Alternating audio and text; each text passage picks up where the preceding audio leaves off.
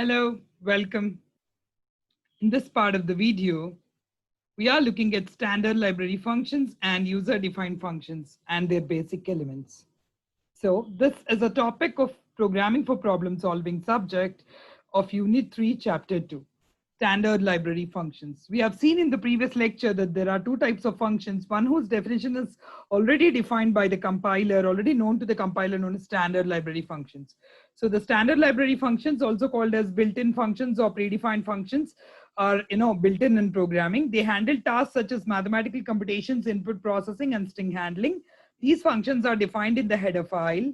When we have to use, we got to just include the header file for using these functions. For example, printf is available in stdio.h. So therefore, we got to use that. Implementation details are not known to the user and they are already present in the .dll files of the library. In order to use these standard functions, it becomes essential for us to understand four important things about a predefined function. The first one is the exact name of the predefined function. Example, suppose if we are asked to find out square root, all of us will write squareroot. But no, the name for square root inside math.h is sqrt. If I write square root squareroot, it doesn't work. So the first point is know clearly the name of the function. The second one is, suppose I'm using string dot function, I will write string dot h. Suppose I'm using a mathematical function like math, sine, tan, or cos, then I use math.h. So header file in which the function is present, inputs and their order and their type, the order of inputs and their type, and the return type of the function. All these four, knowing about all these four about a predefined function becomes essentially very important for us to start using it in our programs. For example, here is a simple C program where I have used like multiple, standard functions. To know a standard library function, suppose someone is asking me to find out the string length of this string called India. So strlen is available in string.h. So you should write hash include string.h. Suppose you are finding out, suppose you are finding out printf. Printf is a predefined function. Scanf is also a predefined function. So I have printf and scanf, which are available in stdio.h here. Next one, pow. Pow stands for power. Power function is available in math.h that calculates first input to the power of second input. So here I have 5 power 3. So it finds out 5 cube. 5 to the power 3. But ulta, if I write, if suppose you wanted to calculate 3 power 5, you ended up writing 5 comma 3, it doesn't work. So that's why the order of the inputs also matters in a predefined function. So 5 and 3, it calculates 5 power 3. 2 lower is another function that converts a given character to a lower type. Example, you can find out the answer here. Okay, so this is how it works. For example, let us consider a few header files that are supported by C language and a few functions available in them. This is just limited to few functions. stdio.h, printf, scanf, getchar, putchar, getas, putus, f, open, f, close, etc. stdlib.h, exit, string.h, strcpy, strlen, strcat, etc. math.h, square root, comp, power, exponential, logarithm, absolute, etc. Connu.h, CLR, CR, get CHE, etc. ctype.h, is alpha, is num, is lower. These are a few functions available in these header files. So to use this function, you got to list the header file in the declaration section. Sorry, in the definition section, and then go and use, it along with its proper inputs and correct return type. This is about a standard library function.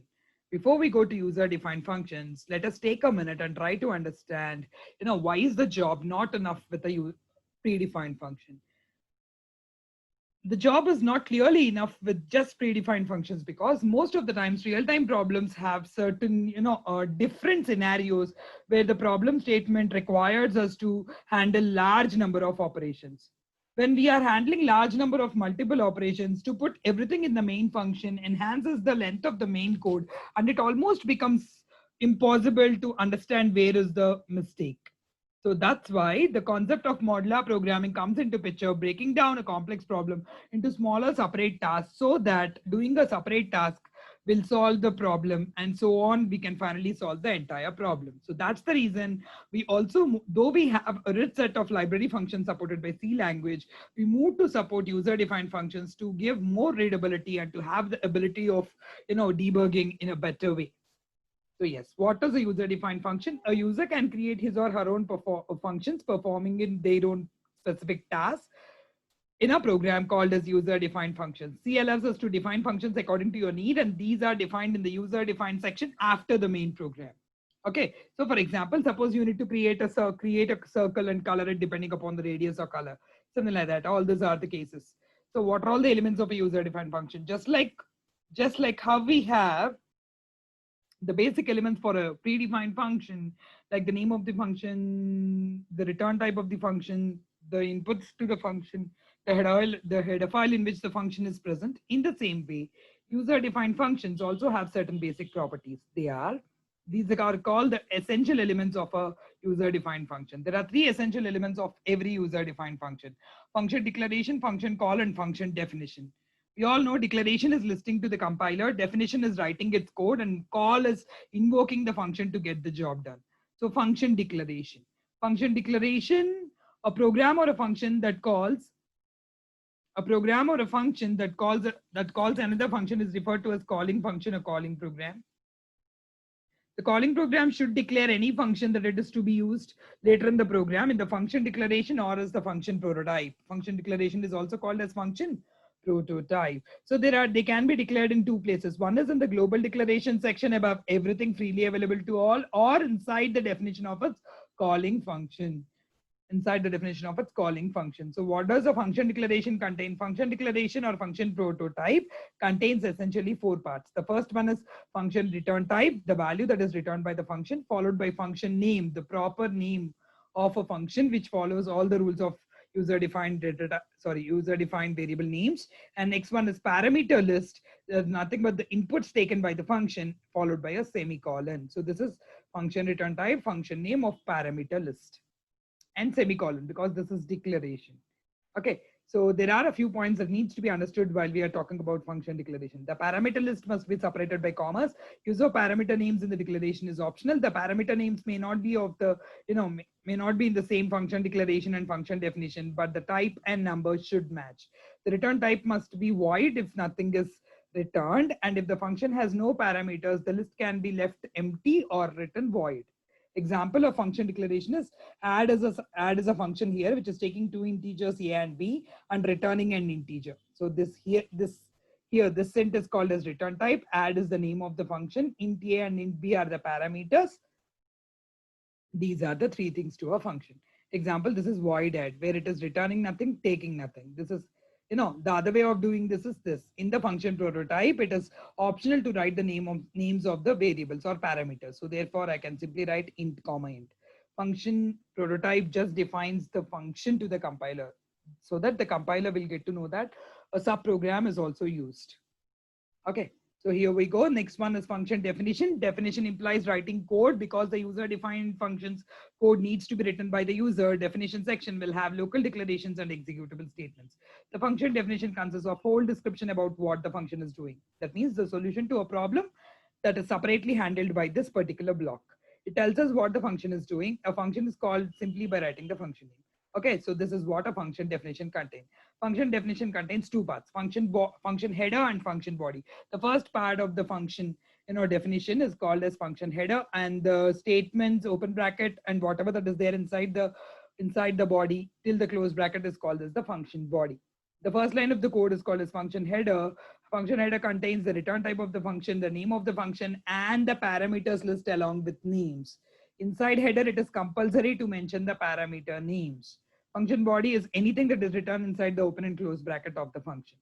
Example of function definition: return type, value name, function, declarations, and executable statements.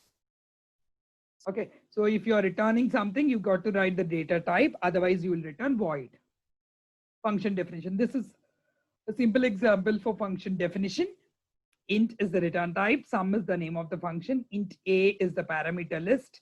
Okay, int c is the local declaration, c is equal to a plus b. I'm doing some executable statement, and returning c is the optional return statement that is there at the end of the subprogram. Function is also called a subprogram, module, or task. And the last one, I have a definition and I have a declaration. I declared a function, I defined it. When does the job done? Job is only done when we invoke someone. So therefore, a function is executed or gives the result only upon invocation. So a function is invoked by making a call to that function.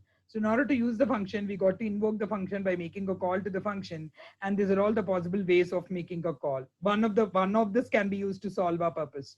Suppose the function is not returning anything but simply taking inputs. This is one of the case. Example, it is taking a and b, two integers, and not returning anything. This is the other case.